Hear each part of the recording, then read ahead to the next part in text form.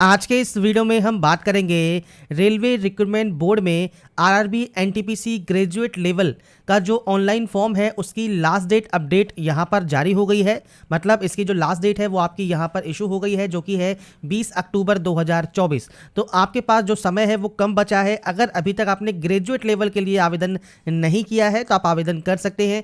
कैसे आवेदन करना है, इसके अलावा फ्रेंड्स फोटोग्राफ एंड सिग्नेचर कैसे आपको अपलोड करने हैं अगर वो ब्लर आपको आ रहे हैं, या फ्रेंड्स आपके डॉक्यूमेंट्स क्या क्या अपलोड होंगे, इन सभी डिटेल्स के बारे में हम इस वीडियो में बात करने वाले हैं। तो ये friends last date update video है। अगर अभी तक आपने अप्लाई नहीं किया है तो आप ज़्यादा लेट इसमें ना करें। इसमें देखिए फ्रेंड्स 18 अक्टूबर को 3 नोटिस आपके यहाँ पर दोबारा से जारी किए गए हैं, जिसमें आपको यहाँ पर इसकी लास्ट डेट के बारे में बताया गया है। तो आपको दोबारा से कहा गया है कि जो भी आप यहाँ पर डॉक्यूमेंट्स अपलोड करते हैं, फोटोग्राफ एंड सिग्नेचर आप यहाँ पर अपलोड करते हैं, कास्ट सर्टिफिकेट अपलोड करते हैं, उनके साइज़ क्या रहेंगे और सही से आपको इन्हें यहाँ पर अपलोड करना है। तो ये फ्रेंड्स सब जानकारी मैं आपको इस वीडियो में बताने वाला हूं। अब बात करते हैं कैसे आप इसमें आवेदन करेंगे। तो सबसे पहले jobrasta.com पर आपको आना है और इस पर आने के बाद आप स्क्रॉल करते हुए नीचे आएंगे तो यहाँ पर आपको लास्ट डेट मिल जाएगी। अगर कोई भी गलती आपकी हो जाती है तो 23 से 30 अक्टूबर तक जो करेक्शन विंडो है उसमें आप अपने फॉर्म को जो है करेक्शन कर सकते हैं। इसके अलावा एलबीटी कंडीशंस को चेक जरूर कर लें, जो कि फ्रेंड्स यहाँ पर डिग्री आपके पास होनी चाहिए। तो आपको फ्रेंड्स डिग्री होना जरूरी है। साथ में जिन पोस्ट के लिए टाइपिंग प्रोफेंसी मांगी है उसमें आपके पास टाइपिंग प्रोफेंसी है, तो आप इन पोस्ट के लिए भी अप्लाई कर पाएंगे। अब बात करते हैं इसके फॉर्म अप्लाई प्रोसेस के बारे में। तो सबसे पहले आप इस पोर्टल पर आएंगे और यहां पर आपको अप्लाई सेक्शन पर जाना है। अब देखिए दो ऑप्शंस हैं। अगर आप पहले से रजिस्टर हैं तो आप ऑलरेडी हैव एन अकाउंट पर जा सकते हैं, पर अगर आप फ्रेंड्स यहां पर पहले से रजिस्टर नहीं है तो आप क्रिएट एन अकाउंट करेंगे। पर आपने रजिस्ट्रेशन कर लिया है तो सिंपली अपने मोबाइल नंबर पासवर्ड को डालकर इस कैप्चा कोड को डालकर लॉगिन कर लीजिए। पासवर्ड भूल गए हैं तो फॉरगेट पासवर्ड भी आप यहां से कर सकते हैं। Mobile number, date of birth और कैप्चा कोड डालकर आप प्रोसीड करेंगे। उसके बाद फ्रेंड्स आपको यहाँ पर जो आपका पासवर्ड है वो आपका रीजनरेट हो जाएगा और उसके बाद आप सिंपली यहाँ से लॉगिन कर सकते हैं। पर मान लीजिए आप पहली बार रजिस्ट्रेशन यहाँ पर कर रहे हैं तो क्रिएट एन अकाउंट वाले ऑप्शन पर आप क्लिक करेंगे। और ये ध्यान रखिएगा यहाँ पर फ्रेंड्स अगर आपने पहले कोई भी वैकेंसी आरआरबी में 2024 में अगर आपने रजिस्टर किया हुआ है तो आपको दोबारा से आपको रजिस्ट्रेशन करने की जरूरत नहीं होती है। सबसे पहले आपको यहाँ पर नेशनलिटी सेलेक्ट करनी है। इसके बाद आपको यहाँ पर कुछ बेसिक जानकारी यहाँ पर देनी होगी, जिसमें सबसे पहले आप यहाँ पर एंटर करेंगे आपका नाम, और नाम आपकी मैट्रिकुलेशन की मार्कशीट के अकॉर्डिंग आपका यहाँ पर होना चाहिए। इसके बाद अगर आपने कभी अपना नाम चेंज किया है तो आप यस कर सकते हैं और उसके बाद चेंज किया हुआ नाम आप देंगे, नहीं तो आप यहाँ पर नो करेंगे।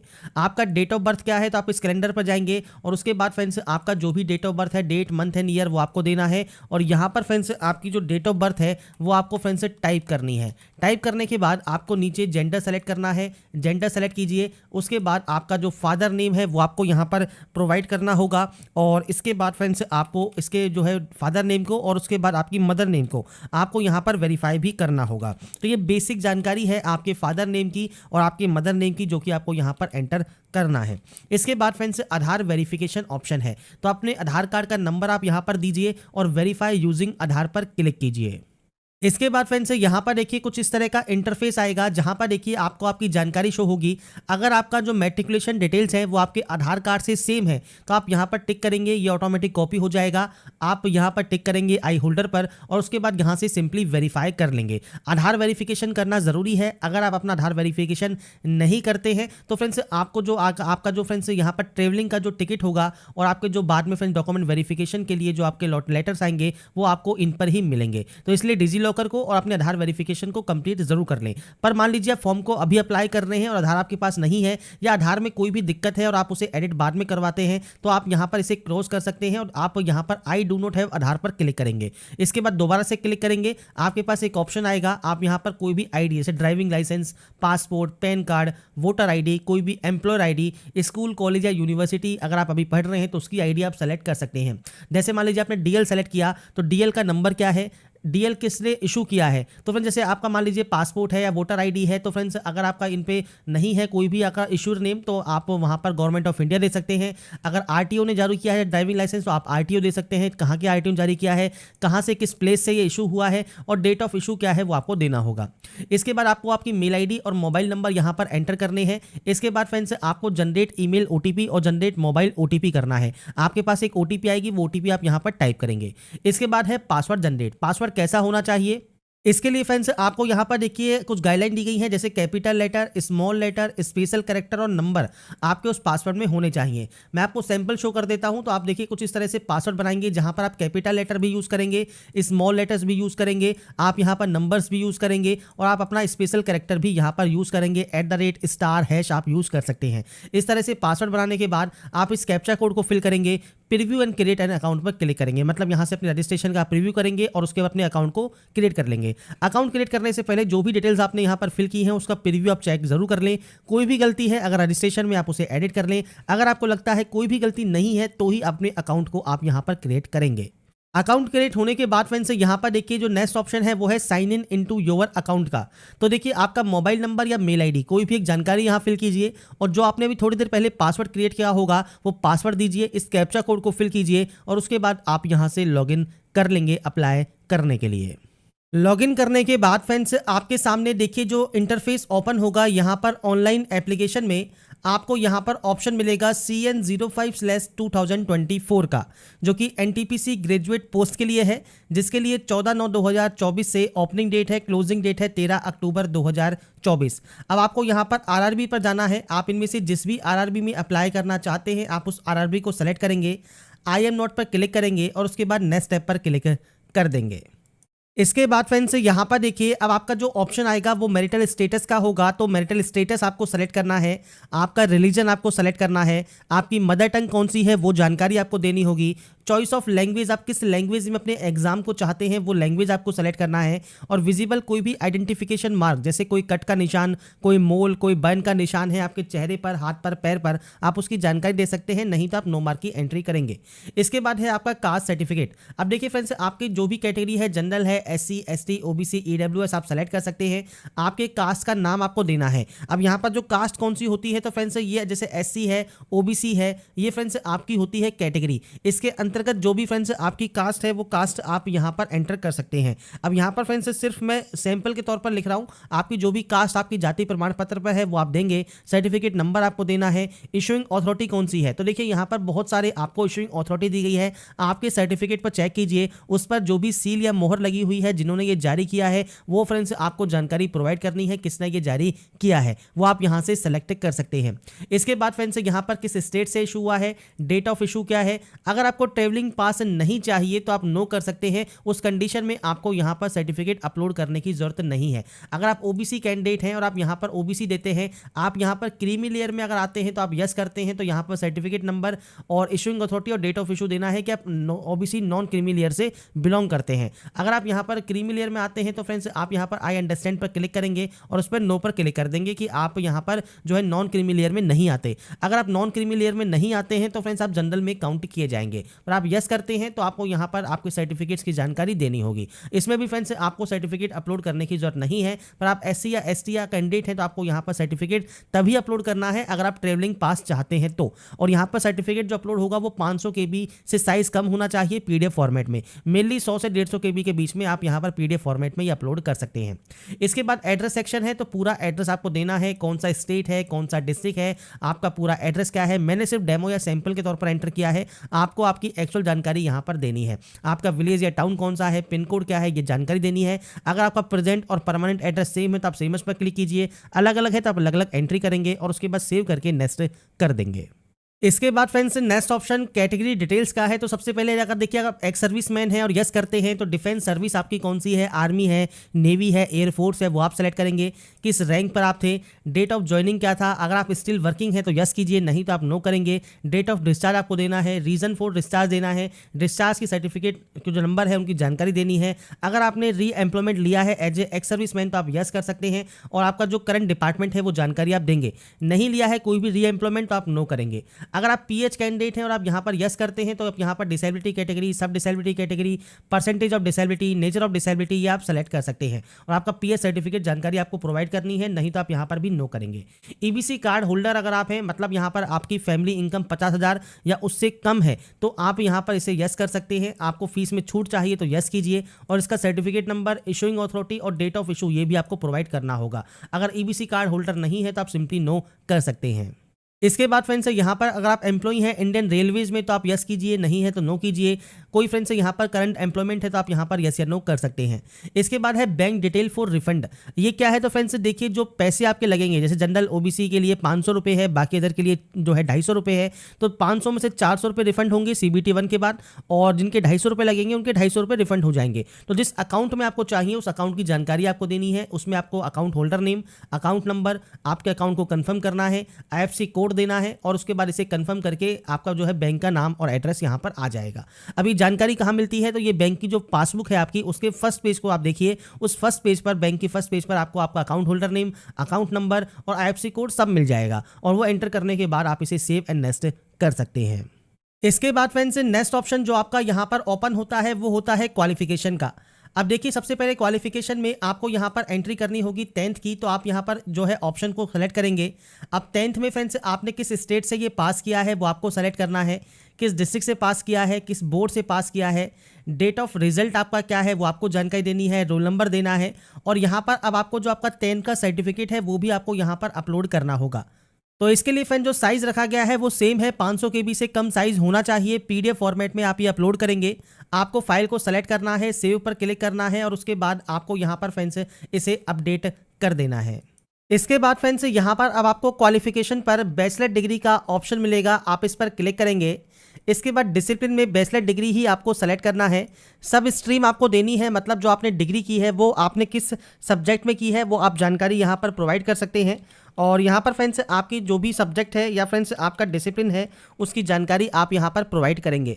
इसके बाद किस स्टेट से आपने इसको पास किया है, किस डिस्ट्रिक्ट से पास किया है, यूनिवर्सिटी या इंस्टीट्यूशन का नाम क्या है, तो पूरा नाम आपके कॉलेज या यूनिवर्सिटी का आप दे सकते हैं। डेट ऑफ आपकी कंप्लीट क्या है वो जानकारी आपको देनी है, आपने इसको कब पास किया है, डेट, मंथ एंड ईयर ये आपको यहाँ पर प्रोवाइड करना होगा। और उसके बाद फ्रेंड्स आपसे पूछता है टाइपिंग प्रोफेंसी, अगर आपके पास इंग्लिश या हिंदी में है तो आप यस कर सकते हैं, और नहीं है तो आप यहाँ पर सिंपली नो कर सकते हैं। अब यहाँ पर फ्रेंड्स देखिए, टाइपिंग प्रोफेंसी इज मैंडेटरी है, candidate must be proficient in typing in English या हिंदी लैंग्वेज। तो फ्रेंड्स यहाँ पर देखिए, आपको जो कैटेगरी 4 एंड कैटेगरी 5 है टाइपिंग टेस्ट के लिए, वो फ्रेंड्स आपको यहाँ पर अगर आप उस पोस्ट के लिए अप्लाई करना चाहते हैं तो आपको यहाँ पर टाइपिंग टेस्ट में यहाँ पर जो है प्रोफेंसी आपकी होनी चाहिए। तो आपके अकॉर्डिंग अगर आपको यहाँ पर प्रोफेंसी चाहिए, अगर आप उन पोस्ट के लिए आवेदन करना चाहते हैं, जैसे आप यहाँ पर इसकी नोटिफिकेशन को चेक करेंगे और इसमें LBT कंडीशंस देखेंगे, तो देखिए आपके जूनियर अकाउंट असिस्टेंट कम टाइपिस्ट, सीनियर क्लर्क कम टाइपिस्ट में देखिए टाइपिंग प्रोफेंसी आपकी यहाँ पर रिक्वायर्ड की गई है। बाकी अदर पोस्ट के लिए नहीं भी है तो भी चलेगा, पर अगर आप मान लीजिए आपके पास ये है तो फ्रेंड्स आप यहाँ पर यस कर सकते हैं, और नहीं है तो आप यहाँ पर नो भी कर सकते हैं। इसके बाद फ्रेंड्स यहाँ पर देखिए, जो ग्रेजुएट पोस्ट के ऑप्शंस हैं इनमें फ्रेंड्स आपको अब अपलोड करना है आपका फोटोग्राफ एंड सिग्नेचर। अगर आपने पहले फ्रेंड्स किसी पोस्ट के लिए आवेदन किया हुआ है तो आपको दोबारा से अपलोड करने की जरूरत नहीं है। अब देखिए, जो ये फोटोग्राफ एंड सिग्नेचर मैंने यहाँ पर अपलोड किए हुए हैं ये फ्रेंड्स एक्सेप्ट हो चुके हैं। मतलब जो हमने ALP का फॉर्म अप्लाई किया था, या फ्रेंड्स अगर आपने यहाँ पर जो RPF रेलवे प्रोटेक्शन फोर्स में फ्रेंड्स SI की जो वैकेंसी थी उसके लिए भी फ्रेंड्स हमने जो फोटो एंड सिग्नेचर यही अपलोड किए थे सेम, और ये फ्रेंड्स यहाँ पर जो है अप्रूव्ड हो गए हैं, तो यहाँ पर कोई दिक्कत हमको नहीं हुई। अब आपको कैसे यहाँ पर ये अपलोड करना है, रिसाइज करना है, इसके बारे में अब हम बात कर लेते हैं। तो देखिए, सबसे पहले फ्रेंड्स आपको करना क्या है, आपको IM रिसाइजर की वेबसाइट पर आना है और यहाँ पर अपने फोटोग्राफ को और आपके सिग्नेचर को आप इंपोर्ट कर सकते हैं।